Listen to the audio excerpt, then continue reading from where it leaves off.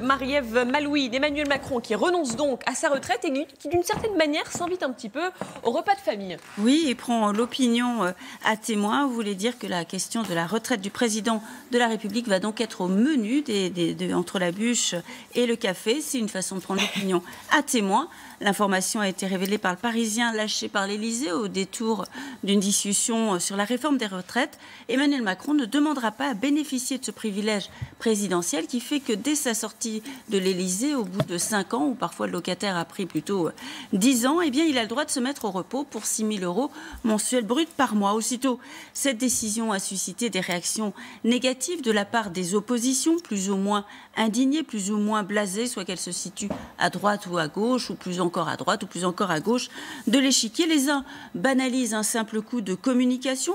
D'autres voient dans ce renoncement une suggestion subliminale à l'adresse des grévistes, puisque moi je renonce à ma retraite, vous pouvez bien renoncer à la vôtre, ce qui est une variante un peu excessive du positionnement présidentiel, que chacun renonce à ses privilèges. Ces réactions réflexes négatives prouvent une réalité. Cependant, Emmanuel Macron a visé juste, il joue l'opinion. Il a visé juste donc, ça c'est votre avis.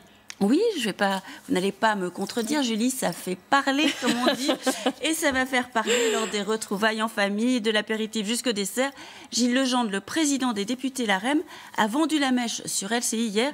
Cette décision fait parler, et c'est bien le but.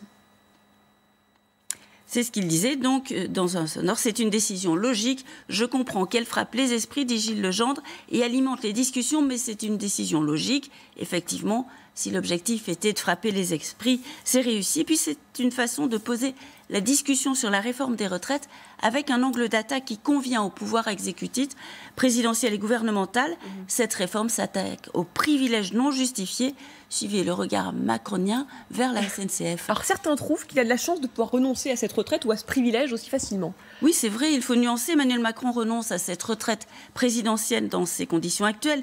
Il ne dit pas qu'il renonce totalement à toute forme de retraite dans l'avenir. Et non. Il renonce en fait à un privilège qui fait que dès 45 ou 50 ans, suivant l'âge auquel il quittera l'Élysée, il aurait pu bénéficier d'une retraite. Ça aurait été 44 en 2022 ou 49 donc en 2027. Très précisément. Il déplace le débat donc sur le terrain des privilèges et non plus celui des vertus sociales de la réforme, à savoir s'il y a des gagnants, des perdants. Donc on parle des privilèges. Il a donc pris les devants pour situer l'enjeu. Puis il y a un petit coup double aussi qui ne va pas tarder à prospérer à la rentrée parlementaire. C'est le régime des députés et des sénateurs. Chaque chambre décide elle-même de ce qui concerne ses membres. Les députés à majorité En Marche vont s'aligner sur les retraites du privé. Mais ils vont regarder ostensiblement du côté des sénateurs qui, pour l'heure, n'ont pas évoqué le sujet.